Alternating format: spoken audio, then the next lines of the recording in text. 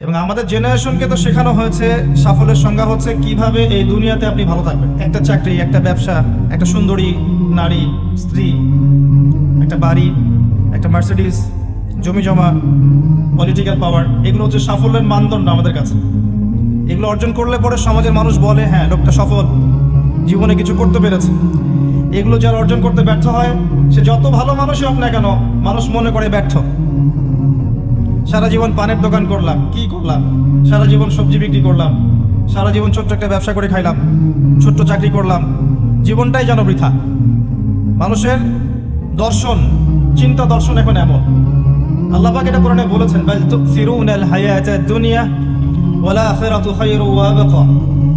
বরং তোমরা দুনিয়ার জীবনকেই প্রাধান্য দিয়ে থাকো, প্রকৃতপক্ষে পরকাল উত্তম এবং চিরস্থায়ী। সূরা আলী ইমরানে আল্লাহ পাক বলেছেন 185 নম্বর আয়াতে, কুল্লু নাফসিন যায়িকাতুল মাউত, প্রত্যেকটা নফস মৃত্যুর স্বাদ গ্রহণ করবে। আর কিয়ামতের দিন তোমাদেরকে পূর্ণ মাত্রায় প্রতিদান দেয়া হবে। সেদিন ফামান যুহজিহা আনিন নার ওয়া উদখিলাল জান্নাতা ফাকাদ ফাজ। কিয়ামতের মাঠে যাকে পুলসিরাত পার করানো হবে, জাহান্নাম থেকে বাঁচানো হবে, জান্নাতে প্রবেশ করানো হবে, একমাত্র সে ব্যক্তি সফল, আর কেউ সফল নয়। ওয়ামাল হায়াতুদ দুনিয়া ইল্লা মাতাউল গুরুর, দুনিয়ার জীবন ধোঁকা প্রতারণা ছাড়া কিছু নয়। মরিচিকা দেখেছেন? মরিচিকা রোদের মধ্যে দেখা যায়, এটা দুনিয়ার জীবন। আল্লাহ পাক এর সাথে তুলনা করেছেন। আরেকটা আয়াত আছে সূরা হাদীদের মধ্যে, ওই আয়াতের মধ্যে আল্লাহ পাক দুনিয়ার জীবনের একটা এক্সাম্পল দিয়েছেন, দৃষ্টান্ত দিয়েছেন। কেমন? আল্লাহ বলছেন ইলামু, তোমরা জেনে রাখো, তোমরা সবাই জেনে রাখো, আন্নামাল হায়াতুদ দুনিয়া লাইবুন ওয়া লাহু ওয়া জিনাতুন ওয়া তাফাখুরুম বাইনাকুম ওয়া তাকাসুর। তোমরা জেনে রাখো এই দুনিয়ার জীবনটা হচ্ছে খেলাধুলা। ছোট বাচ্চা যারা থাকে এরা খেলাধুলা ছাড়া কিছু বোঝে? ওদের কাছে দুনিয়াটা এমনই, খেলার মতো, খেলাধুলা করবো, এটাই দুনিয়ার জীবন ওদের কাছে মনে হয়। আর একটু বড় হলে আল্লাহ দেখবেন কিশোর কিশোরীরা এখন দুনিয়ায় জীবনের কোনো উদ্দেশ্য নাই, সারাদিন এই বস্তুবাদিতা স্রোতে গা ভাসিয়ে দিয়েছে, ছেলে খেলায় সময় পার করছে। সারাদিন দেখবেন ফেসবুক, ইউটিউবিং, টিকটক, আড্ডাবাজি করা, লুডো খেলা, পাবজি, ফ্রি ফায়ার, ওদের কাছে লাহু মানে মজা, হাসি তামাশা। দুনিয়ার জীবন কি ঠাট্টা? মজা, হাসি তামাশা। একটু বুঝ বেশি থাকলে ড্রাগ অ্যাডিক্টেড হবে, গার্লফ্রেন্ডকে নিয়ে ঘুরবে, পর্নোগ্রাফিতে আসক্ত হবে, জুয়া খেলবে, ক্যাসিনোতে যাবে। দুনিয়ার জীবন ওদের কাছে এমন। আরেকটু বড় হলে ওয়াজিনাতুম ওয়া তাফাখুরুম বাইনাকুম ওয়া তাকাসুর। আরেকটু বড় যখন হবে, ম্যাচুরিটি আসবে, তখন প্রতিযোগিতা, প্রাচুর্যের প্রতিযোগিতা, কে কত বেশি সম্পদ আর্ন করতে পারে, কার কত বেশি জমি আছে, কার কত সুন্দর স্ত্রী আছে, কার কত বড় চাকরি, কার কত বড় সম্পত্তি, কার কত বড় ক্ষমতা, জনবল কার কত বেশি। এই যে তাফাখুরুম বাইনাকুম ওয়া তাকাসুর। আল্লাহ পাক এটা সূরা তাকাসুরেও বলেছেন, আলহাকুমুত তাকাসুর হাত্তা যুরতুমুল মাকাবির। তোমরা প্রাচুর্যের প্রতিযোগিতা তোমাদেরকে মহাচ্ছন্ন করেছে, যতক্ষণ না তোমরা কবরে শায়িত হচ্ছ। কাল্লা সাউফা তা'লামুন সুম্মা কাল্লা সাউফা তা'লামুন। কখনো নয়, শীঘ্রই তোমরা জানতে পারবে। আবারও বলছি, শীঘ্রই তোমরা জানতে পারবে। কাল্লা লাউ তা'লামুনা ইলমাল ইয়াকিন, তখন ইলমাল ইয়াকিনে জানবে।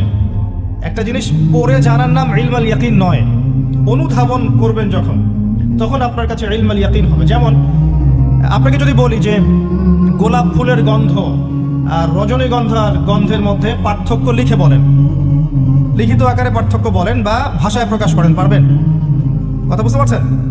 গোলাপ ফুলের গন্ধ এবং রজনীগন্ধার গন্ধের মধ্যে কি পার্থক্য আছে আমাকে লিখিত আকারে দেন বা ভাষায় প্রকাশ করেন, পারবেন? এটা সম্ভব? মধুর মিষ্টি কেমন আর এই যে আপনার গুড়, এর মিষ্টি কেমন, লিখিত আকারে বলুন বা ভাষায় প্রকাশ করুন, পারবেন? কিভাবে পারা যাবে? কিভাবে? যদি আপনি দুইটা ফুল কাছে নেন, নিয়ে দুটার ঘ্রাণ শোকেন, শুকে আপনি বুঝতে পারবেন, অনুধাবন করবেন। ইলমাল ইয়াকিন, এটা হচ্ছে ইলমাল ইয়াকিন। আপনার নিশ্চিত জ্ঞান হলো যে এই গন্ধটা এমন, এই গন্ধটা এমন। পরে আপনি বলবেন অমুকের গন্ধটা গোলাপের মতো আর অমুকের গন্ধটা রজনীগন্ধার মতো। এই যে ইলমাল ইয়াকিন, মধু খান আবার গুঁড়ো খান, স্বাদ যখন বুঝবেন আপনি বুঝে ফেলবেন যে কোনটা কিসের স্বাদ। এই চাক্ষুষ জ্ঞানটাকে বলা হয় কি? ইলমাল ইয়াকিন। কবরের আযাব না ভোগ করলে মানুষ বুঝবে না পরকাল কি জিনিস, ওইটা ইলমাল ইয়াকিন। আমি বুঝাতে পারছি? কবর যখন চাপ দিবে নাউযুবিল্লাহ, তখন মানুষের ইলমাল ইয়াকিন হবে যে এটাই সেই শাস্তি। সূরা দুখান পড়ে দেখেন, আল্লাহ পাক বলেছেন যুক ইন্নাকা আনতাল আজিজুল কারীম, শাস্তি ভোগ করো, আজকে শাস্তি ভোগ করো। পৃথিবীতে অনেক সম্মানিত ছিলে, আজকে শাস্তি ভোগ করো। এটাই সেই শাস্তি যা তুমি অস্বীকার করেছিলে। তখন বুঝবেন কোনটা ইলমাল ইয়াকিন। তো আল্লাহ পাক এই কথাটা বলেছেন সূরা তাকাসুরের মধ্যে, তোমাদের প্রাচুর্যের প্রতিযোগিতা ব্যস্ত করে রেখেছে যতক্ষণ পর্যন্ত না তোমরা কবরশায়িত হচ্ছ। কাল্লা সাউফা তা'লামুন সুম্মা কাল্লা সাউফা তা'লামুন কাল্লা লাউ তা'লামুন ইলমাল ইয়াকিন। নিশ্চিত জ্ঞান সহকারে তোমরা জানবেই ইনশাআল্লাহ তাআলা। আল্লাহ পাক সূরা হাদীদের আয়াতে বলছেন যে দুনিয়ার জীবনটা খেলাধুলা, প্রাচুর্যের প্রতিযোগিতা, অনর্থক বিষয়ে ব্যস্ত থাকা। ই'লামু আন্নামাল হায়াতুদ দুনিয়া লা'ibun ওয়া লাহু ওয়া জিনাতুন ওয়া তাফাখুরুন বাইনাকুম ওয়া তাকাথুরুন ফিল আমওয়ালি ওয়াল আওলাদ। এই প্রাচুর্যের প্রতিযোগিতা হচ্ছে সম্পদের ক্ষেত্রে, সন্তানদের ক্ষেত্রে। এটা করি না আমরা, আমার এত সন্তান, আমার এত সম্পদ। আল্লাহ এটাই বলছেন কামাসালি গায়দিন, এর এক্সাম্পলটা হচ্ছে এমন কামাসালি গায়দিন আ'জাবাল কুফফার নাবাত। দুনিয়ার জীবনের উদাহরণ হচ্ছে এমন একটা বৃষ্টির মতো, ভালো করে বোঝেন, একটা বৃষ্টির মতো যে বৃষ্টিটা একটা মৃত জমিনে পড়লো। জমিনটা মৃত ছিল, এরপর জমিনটা সজীব হলো, হওয়ার পরে সেখানে ফসল ফললো। ফসলটা এক পর্যায়ে সবুজ হলো। কি হলো? সবুজ, শস্য শ্যামল হয়ে গেল। এরপরে এই ফসলটা হলুদ বর্ণ ধারণ করল। হলুদ বর্ণ ধারণ করার শেষে এরপর চাষি এটাকে কেটে ফেললো। এই যে বৃষ্টি পড়লো, মৃত জমিন জীবিত হলো, এই যেখানে বীজ দেয়া হলো, ফসল ফললো, ফসলটা সবুজ হলো, তখন চাকচিক্যময় চারপাশ, শস্য শ্যামল, সুজলা সুফলা, না? খুব ভালো লাগছে। এরপরে আবার দেখবেন ওইটা পিত বর্ণ ধারণ করবে, হলুদ হয়ে যাবে, চাষি ওটাকে কেটে ফেলবে। সুম্মা ইয়াকুনু ফাতারাহু মুসফাররান সুম্মা ইয়াকুনু হুতামা। এরপর এই যে ফসলটা কেটে ফেললেন, এটার খড়কুটা পড়ে থাকলো না, এটা দিয়ে আপনি জাল দিবেন, আগুন জ্বালাবেন, তাই না? রান্নার কাজে ব্যবহার করবেন। এই হলো দুনিয়ার জীবন। ওয়া ফিল আখিরাতি আযাবুন শাদীদ। আর পরকালের জীবনে স্থায়ী এখানে আছে কঠিন শাস্তি, অথবা ওয়া মাগফিরাতু মিনাল্লাহি ওয়া রিদওয়ান, অথবা থাকবে আল্লাহর মাগফিরাত মানে ক্ষমা এবং সন্তুষ্টি। ওই দুনিয়ার ওই ছোট্ট জীবনটাকে যারা আল্লাহর বিধান অনুযায়ী চালাতে পারবে, পরকালে ওদের শাস্তির কোনো ভয় নেই। লা খাউফুন আলাইহিম ওয়া লা হুম ইয়াহজানুন। এই জীবনটায় যারা তাকাসুর, ভোগবিলাস, লাহু এগুলোতে ব্যস্ত থাকবে, এদের পরকাল হবে আযাবুন শাদীদ, কঠিন শাস্তি। ওয়া মাল হায়াতুদ দুনিয়া ইল্লা মাতাউল গুরুর। এই হলো সূরা হাদীদের আয়াত। দুনিয়ার জীবন প্রতারণা ছাড়া কিচ্ছু নয়। অতএব তোমাদের করণীয় কি? তার পরের আয়াতে বলা আছে ওয়াসাবিকু ইলা মাগফিরাতিম মির রাব্বিকুম ওয়া জান্নাহ। অতএব তোমরা দুনিয়ার জীবনকে প্রাধান্য না দিয়ে পরকালের দিকে ফোকাস করো, তোমার রবের পথের দিকে ফোকাস করো। ছুটে চলো তোমরা ছুটে চলো সেই জান্নাতের দিকে যার প্রশস্ততা আসমান এবং জমিনের সমান।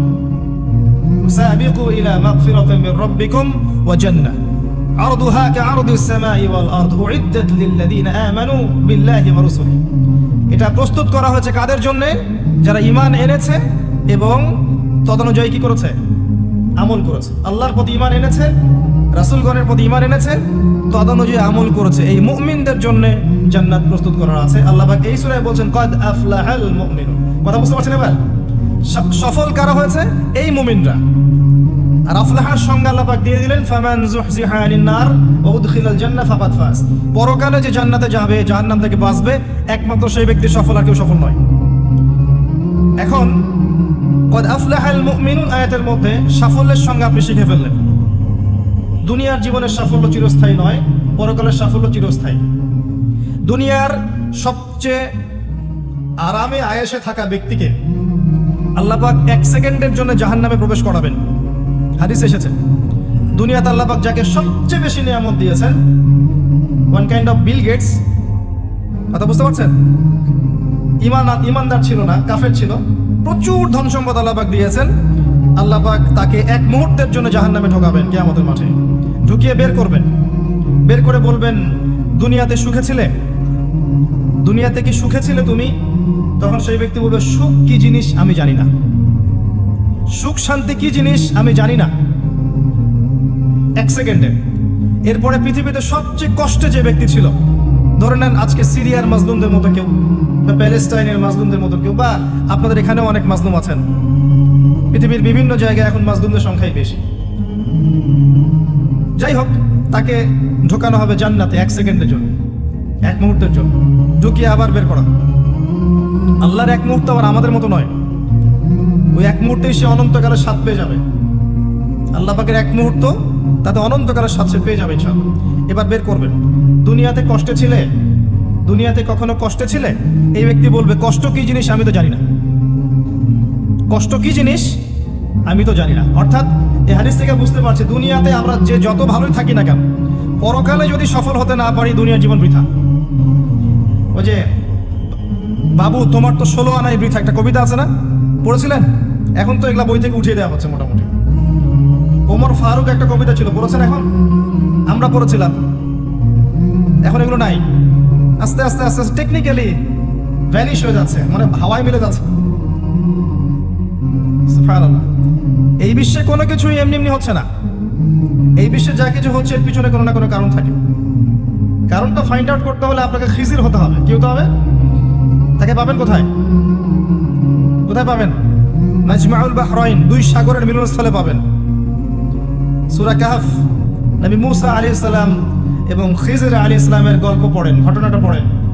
এখানে আপনি দেখবেন খিজির আলাইহিস সালামকে আল্লাহ পাক বাহ্যিক জ্ঞানের সাথে সাথে আধ্যাত্মিক জ্ঞান দিয়েছিলেন।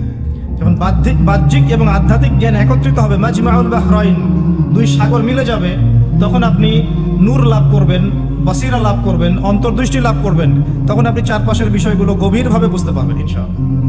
শুধু বাহ্যিক চোখ দিয়ে দেখলে প্রশ্ন করবেন, নৌকা কেন ফুটা করলেন, বাচ্চাকে কেন হত্যা করলেন, আর এই দেয়াল কেন নির্মাণ করলেন? কারণ মুসা আলাইহিস সালাম বাইরের চোখ দিয়ে দেখছিলেন, আর খিজির আলাইহিস সালাম ভিতরের চোখ দিয়ে দেখছিলেন। ভিতরের চোখ তখনই খুলবে যখন এখানে আল্লাহর নূর আসবে। আর নূর পাবেন সূরা নূরের মধ্যে, বলে দিলাম। নূর কোথায় পাবেন? সূরা নূরের মধ্যে। আরো কিছু কাজ আছে নূর পাওয়ার, তার মধ্যে অন্যতম একটা হচ্ছে মনের মধ্য থেকে যাবতীয় হিংসা, গীবত, বিদ্বেষ, তহমত, এই যে সমালোচনার অপসংস্কৃতি আর অহংকার, রিয়া দূর করে ফেলতে হবে। আর এগুলো চাইলেই দূর করা সম্ভব নয়, এগুলো চাইলেই দূর করা সম্ভব নয়। যাদের মনের মধ্যে এগুলো নাই তাদের সাথে ঘোরাফেরা করতে হয়। হ্যাঁ, যাদের মনের মধ্যে এগুলো নাই তাদের সাথে ঘোরাফেরা করলে, তাদের সাথে ওঠা বসা করলে, তাদের বইপত্র পড়লে, তাদের লেকচারগুলো শুনলে তখন আপনার মধ্যে একটা তাসির হবে। শুধু দূর থেকে কথা শুনে বই পড়ে কিন্তু সব অর্জন হয় না। যদি তাই হতো তাহলে একটা কিতাব ধরিয়ে দিয়েই আল্লাহ পাক ক্ষান্ত হয়ে যেতেন। কিতাব নাজিল করেছে, পড়ে নাও বাসায় গিয়ে। নবী সাল্লাল্লাহু আলাইহি ওয়াসাল্লাম যে সূরাগুলো নাজিল হয়েছে বলতেন বাসায় গিয়ে পড়ে নাও, বাস হয়ে যাবে। ব্যাপারটা কেমন ছিল? তিনি নিজে আমল করেছেন, সাহাবীদেরকে আমল করে দেখিয়েছেন, সাহাবায়ে কেরাম তার সংস্পর্শে থেকে ইসলাম শিখেছেন। এখন ডিফিকাল্ট সিচুয়েশন, আপনি যাবেন কোথায়, কার সংস্পর্শে যাবেন? অনেক ক্ষেত্রে এমনও দেখা যাবে যারা ইসলামের ধারক আর বাহক, তাদের ভিতরে ইসলাম নাই। বাহ্যিকভাবে মনে হবে ইসলামের ধারক বাহক, ভিতরে নিজেরই ইসলাম নাই। তো খুব ডিফিকাল্ট। এই জন্য আল্লাহর কাছে দোয়া করতে হবে, আল্লাহ আমাদেরকে উপযুক্ত আলেম, উপযুক্ত ওলামায়ে কেরাম, উপযুক্ত ওস্তাদ, উপযুক্ত মাশায়েখ এগুলো দান করেন। তারপরে আল্লাহ পাক ইনশাআল্লাহ দান করবেন ইনশাআল্লাহ আযজা ওয়া জাল। যাই হোক, পয়েন্ট একটা শিখলাম, দুনিয়ার জীবন চূড়ান্ত না। দুনিয়ার জীবনের সবচেয়ে সুখী ব্যক্তিও জাহান্নামে গেলে বলবে সুখ কি জিনিস আমি জানি নাই। আর দুনিয়ার সবচেয়ে কষ্টে থাকা ব্যক্তি জান্নাতে গেলে বলবে দুঃখ কি জিনিস আমি জানি না। মানুষ দোয়া করলে কয়েকটা জিনিস হয়।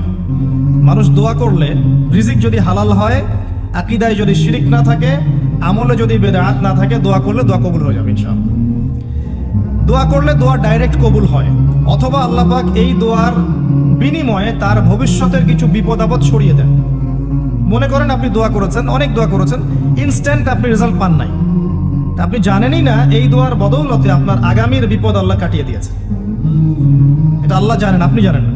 অথবা কি হতে পারে, অথবা কিয়ামতের মাঠে এই বিনিময়ে দেওয়ার জন্য আল্লাহ পাক প্রতিদান রেখে দিবেন নিজের কাছে। এবং আমরা অনেকেই কিয়ামতের মাঠে উঠবো, উঠে আল্লাহ পাক আমাদেরকে দেখাবেন, আমল নামা দেখাবেন এবং বলবেন অমুক দিন তুমি এই দোয়া করেছিলে, আমি এই দোয়াটা ওই সময় দেইনি, তোমার জন্য জমা রেখেছি, আজকে সেই দোয়ার বিনিময় তোমাকে দান করব। ওই দিন মানুষ বলবে, আমরা বলবো যে কাশ দুনিয়াতে আমার কোনো দোয়াই যদি কবুল না হতো। কথা বুঝতে পারছেন? দুনিয়াতে যদি আমার কোনো দোয়াই কবুল না হতো, আজকে সব প্রতিদান পেতাম। একজন অসুস্থ ব্যক্তি যার দুনিয়াতে প্রচুর রোগ ছিল, কিয়ামতের মাঠে যখন দেখবে যে এগুলোর প্রতিদান কত হাজার হাজার নেকি সে পাচ্ছে, তখন সে বলবে দুনিয়ার পুরো জীবনটাই যদি অসুস্থ থাকতাম কতই না ভালো। আমি বুঝাতে চাচ্ছি, এরকম অনেক হাদিস আছে, বলতে গেলে রাত শেষ হয়ে যাবে, যে দুনিয়ার জীবনটার মূল্য আল্লাহর কাছে খুব বেশি নয়, একটা মাছির পাখার সমানও নয়। যদি হতো তাহলে কোনো কাফের মুশরিককে আল্লাহ পাক এক ঢোক পানি খেতে দিতেন না। আর আজকে আমাদের চিন্তা চেতনা সমস্ত বিষয় দুনিয়া কেন্দ্রিক। আমাদের পড়াশোনার উদ্দেশ্য দুনিয়া, ব্যবসার উদ্দেশ্য দুনিয়া, চাকরির উদ্দেশ্য দুনিয়া, আমাদের সামাজিক কাজগুলোর উদ্দেশ্য দুনিয়া, সবকিছুই দুনিয়া কেন্দ্রিক। আর আমরা সবাই মনে করছি দুনিয়াই দুনিয়া, এরপরে আর কিছু নাই। মনে রাখবেন, যে ব্যক্তি দুনিয়ার জন্য দুনিয়া করে, শুধু দুনিয়ার জন্যই দুনিয়া করে, সে দুনিয়া পরকাল দুটোই হারাবে। আর যে ব্যক্তি পরকালের জন্য দুনিয়া করবে, সে ইহকাল পরকাল দুটোই পাবে ইনশাআল্লাহ। কথা বুঝতে পারছেন? যে ব্যক্তি দুনিয়ার জন্যই দুনিয়া করবে, সে দুনিয়া আখিরাত দুটোই হারাবে। দুনিয়ার জন্য যদি আমি দিনের কাজও করি তাও হারাবো। কথা বুঝতে পারেন না? দুনিয়ার স্বার্থে যদি আমি দিনের কাজ করি, ইসলামকে নিয়ে দুনিয়ার স্বার্থ অর্জন করতে চাই, তাহলে দুনিয়া আখিরাত দুটোই হারাবো। আর যদি পরকালে আল্লাহ সন্তুষ্টি পাওয়ার জন্য আমি দুনিয়া করি, আল্লাহ পাক পরকাল দুনিয়া দুটোই দিবেন ইনশাআল্লাহ। আল্লাহ পাক আমাদেরকে বোঝার তৌফিক দান করুন, আমিন। আশা করি আমরা সাফল্যের সংজ্ঞাটা বুঝতে পেরেছি। কারা সফল হবে? মুমিনরা। এবার আসেন, মুমিন কারা? সহজ কথায় বলছি, যারা 6টা বিষয় বিশ্বাস করে। কয়টা? 6টা পিলারে যারা বিশ্বাস করে। 1 নাম্বার, মুহাম্মদ সাল্লাল্লাহু আলাইহি ওয়াসাল্লামকে জিজ্ঞেস করা হয়েছিল না, ইয়া মুহাম্মদ সাল্লাল্লাহু আলাইহি ওয়াসাল্লাম আখবিরনি আনিল ঈমান, আমাকে ঈমান সম্পর্কে বলুন। মনে আছে হাদিসটা?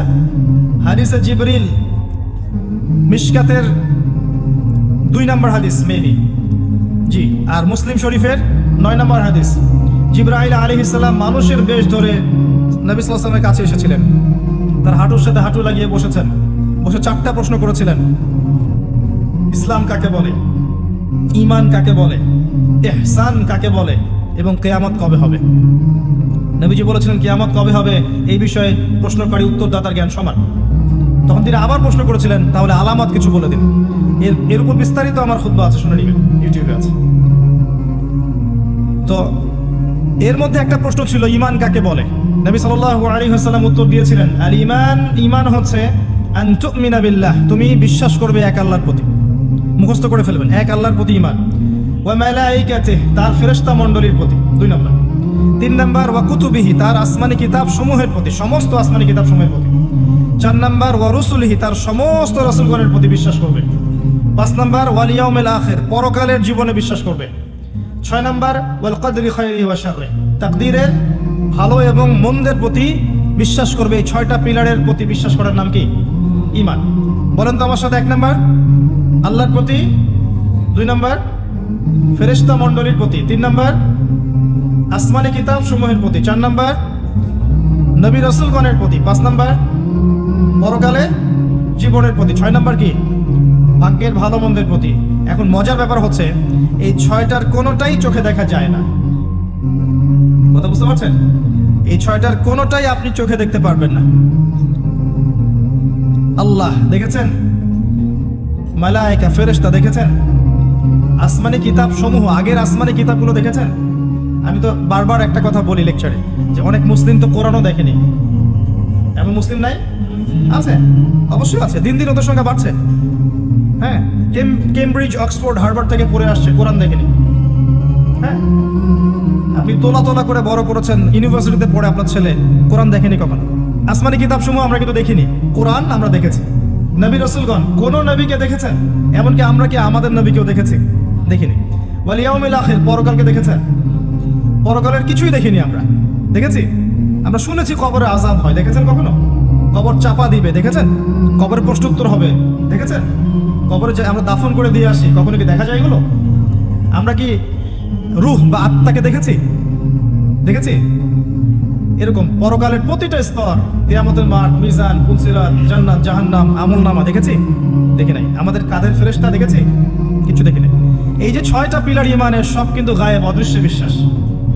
এটাই সেই আয়াতের ব্যাখ্যা। আল্লাহ পাক বলেছেন, আলিফ লাম মিম যালিকাল কিতাব লা রাইবা ফিহি হুদাল লিল মুত্তাকিন, এই বইটা মুত্তাকিদের জন্য হেদায়েত, যে বই কোনো সন্দেহ নাই, যে কিতাবে কোনো সন্দেহ নাই। এই মুত্তাকি কারা? আল্লাযীনা ইউমিনুনা বিল গায়বি, যারা কিনা প্রথমত এই গায়েবের প্রতি ঈমান আনে। এই হলো গায়েবের 6টা পিলার। এখন সবচেয়ে মজার কথা হচ্ছে যে এখনকার শিক্ষা এবং জ্ঞান দর্শন হচ্ছে এমন যে পরীক্ষা নিরীক্ষা বিজ্ঞান যুক্তি আর দর্শন দিয়ে কোনো কিছুকে যদি প্রমাণ না করতে পারেন তাহলে তার অস্তিত্ব নেই। এটা আমাদেরকে শেখানো হয়, পশ্চিমারা এটা শিখিয়েছে। পশ্চিমারা এটা শিখিয়েছে যে পরীক্ষা নিরীক্ষা পর্যবেক্ষণ যুক্তি দর্শন বিজ্ঞান এগুলো দিয়ে যদি আপনি প্রমাণ করতে না পারেন কোনো কিছুকে তাহলে এগুলোর কোনো অস্তিত্ব নেই। এজন্যই তারা ইমানের 6 পিলারের কোনোটাতেই বিশ্বাস করে না। কথা কি বুঝতে পারছেন? আল্লাহকে তো আপনি ল্যাবে প্রমাণ করতে পারবেন না, পারবেন? আর আল্লাহ যদি সামনে থাকতেন তাহলে কি ফেরাউনও তাকে সাজদা করতো না? করতো না? তাহলে কি দুনিয়ার জীবনটা কোনো পরীক্ষা হতো? হতো না। যাই হোক, এই যে মালায়েকা আপনি কি ল্যাবে প্রমাণ করতে পারবেন? পারবেন? পারবেন না। রূহ বা আত্মাকে প্রমাণ করতে পারবেন? স্বপ্নের ব্যাখ্যা দিতে পারবেন? ঘুম, মানুষ যে ঘুমায়, ঘুমের মধ্যে হাসে এবং কাঁদে, আছে না? ঘুমের মধ্যে ভয় পায়, ব্যাখ্যা করতে পারবেন? পারবেন না। এই যে পরকালের জীবনের, কবরের আযাব, জান্নাত জাহান্নাম, মিজান পুলসিল, একটাকেও কি ব্যাখ্যা করা যাবে? ল্যাবরেটরিতে প্রমাণ করা যাবে? ওদের দর্শন হচ্ছে, এটাকে বলে এপিস্টিমোলজি বা জ্ঞান তত্ত্ব। ওদের জ্ঞান তত্ত্ব হচ্ছে যে যেহেতু এগুলোকে আমরা প্রমাণ করতে পারছি না, অতএব এগুলোর কোনো অস্তিত্ব নাই। চাক্ষুষ যা দেখবো তাই সত্য। এটা ওই যে মূসা আলাইহিস সালামকে বলেছিল তার কওম, লান নুমিনা লাকা হাত্তা নারাল্লাহা জাহরা, আমরা বিশ্বাস করব না তোমার কথা হে মূসা যতক্ষণ আল্লাহকে হাজির করছো আমাদের সামনে, দেখবো তারপর বিশ্বাস করব। এই জ্ঞান তত্ত্ব দিয়েই সারা বিশ্বের শিক্ষা দর্শন চলছে। এই কারণেই বলি আমি যে শিক্ষার মধ্যে শিরক আছে। কি আছে? শিক্ষা দর্শনের মধ্যে শিরক আছে। এই চিন্তা চেতনা লালন করে কেউ জ্ঞান অর্জন করে, তার এই পুরো জ্ঞান অর্জনটাই বৃথা। এই জ্ঞানের দিয়ে সে দুনিয়া পাবে, পরকাল পাবে না। ইমানের 6 পিলার প্রত্যেকটাই কি? গায়বে বিশ্বাস। এগুলো বিশ্বাস করতে হবে, এটাই দুনিয়ার জীবনের পরীক্ষা। মনে রাখবেন, এগুলোর প্রতিটার পিছনেই বিজ্ঞান আছে, যুক্তি দর্শন আছে, কিন্তু আমাদেরকে সেই ক্যাপাবিলিটি অফ থিঙ্কিং দেওয়া হয় নাই। আমাদেরকে ওই মাথার মধ্যে ওই চিন্তা শক্তি দেওয়া হয়নি যে আপনি মালায়েকা ব্যাখ্যা করতে পারবেন। মৌতের আলামত শুরু হবে, মানুষের চোখ লোহার মতো তীক্ষ্ণ হয়ে যাবে। আছে না সূরা কফের মধ্যে, ফাকাশাফনা আনকা গিতাআক ফাবাসারুকা ইয়াওমা হাদিদ, এই যে তোমার চোখ আজকে লোহার মতো তীক্ষ্ণ হয়ে গেছে, পরকালকে দেখতে পারবে সে। মৃত্যুর সময় দেখবেন মানুষ চোখ খুলে তাকিয়ে থাকে না, চোখ বন্ধ করে দেওয়া হয়। তার রূহটা যে মালায়েকা নিয়ে চলে গেছেন সে দেখতে থাকে, রূহটাকে ফলো করতে থাকে। মানুষের সায়েন্স বলে এখন মানুষের বডি যখন মারা যায় তারপরও চোখ জীবিত থাকে। চোখের মধ্যে চোখ সবচেয়ে শেষে নষ্ট হয়। চোখের এই যে ইন্দ্রিয়ের ক্ষমতাটা, এটা প্রথম মানে ডেড বডি মারা যাওয়ার সাথে সাথেই শেষ হয়ে যায় না, চোখের এই ক্ষমতাটা বাকি থাকে। দেখবেন চোখ তাকিয়ে আছে। যদি ভালো মানুষ হয়, একটা জান্নাত থেকে সিঁড়ি নামিয়ে দেওয়া হয় এবং সিঁড়িতে করে তার আত্মা চলে যাবে ইল্লিনে ইনশাআল্লাহ। আর খারাপ হলে কোথায় যাবে? সিজ্জিন। এটা বারজাখের জীবন, এখানে আযাব দেওয়া হচ্ছে। মিরাজের রাতে নবী সাল্লাল্লাহু আলাইহি ওয়াসাল্লাম দেখে আসছেন না? সুদখোরের শাস্তি রক্তের নদীতে ফেলে মাথা ফাটিয়ে দেওয়া হচ্ছে। জিনাকারের শাস্তি, সামনে ভালো গোশত আছে, এদিকে খারাপ গোশত আছে, পচা গোশত খাচ্ছে। গীবত করে শাস্তি দেখেছেন, এতিমের মাল আত্মসাৎকারী এরকম করে আগুনের দলা খাচ্ছে, বায়ুপথ দিয়ে আগুন বের হয়ে যাচ্ছে। অনেক শাস্তি দেখে এসেছেন। এক শ্রেণীর বক্তার শাস্তিও দেখেছেন, নাউযুবিল্লাহ, আল্লাহ পাক হেফাজত করবে আমাদেরকে। আগুনের কেচি দিয়ে জিহ্বা কেটে দেওয়া হচ্ছে, আগুনের কেচি দিয়ে জিহ্বা কেটে দেওয়া হচ্ছে। সেটা হচ্ছে বলতো, কাজের বেলা কিছু ছিল না, এবং শরীয়তের মূল বিষয়কে বিকৃত করে ফেলতো, এই শাস্তি। যাই হোক, তো এই 6 পিলারে কি করতে হবে? এই 6 পিলার 3টা কাজ করতে হবে। একটা হচ্ছে এই 6টা পিলারে আপনাকে প্রথমে আমাকে মনে বিশ্বাস করতে হবে, এটা 1 নাম্বার। তাসদীক বিল জিনান, ইকরার বিল লিসান। এরপর আপনাকে মৌখিক স্বীকৃতি প্রদান করতে হবে। এরপর আমাল বিল আরকান, কাজে বাস্তবায়ন করতে হবে। আর ঈমান কিন্তু ইয়াজিদু ফিত তাআহ, আল্লাহর আনুগত্যে ঈমান বৃদ্ধি পায়। ওয়া ইয়ানকুসু ফিল মাআসিয়া, এবং আল্লাহর অবাধ্যতা করলে ঈমান কিন্তু কমে যায়। ঈমান বাড়ে, ঈমান কমে। ঈমানের 6টা পিলারকে আবার 3টা কাজ করতে হবে: মনে বিশ্বাস, মুখে স্বীকৃতি, কাজে বাস্তবায়ন। কাজে বাস্তবায়ন করতে গেলে আপনি অনেক সময় ভুল করে ফেলতে পারেন, গুনাহ করে ফেলতে পারেন। গুনাহ করে ফেললেই, কবিরা গুনাহ করলেও কেউ কাফের হয়ে যাবে না, সে বড়জোর ফাসেক জালেম হতে পারে। তার তওবার দরজা কি থাকবে? খোলা থাকবে। তওবা করে সে ফিরে আসতে পারে। মৌতের আগ পর্যন্ত ওর তওবার দরজা খোলা আছে। আল্লাহ পাক চাইলে তাকে তওবা নসিব করতে পারেন। এই জন্য কেউ কবিরা গুনাহ করলেই তাকে কাফের মনে করার কোনো সুযোগ নেই।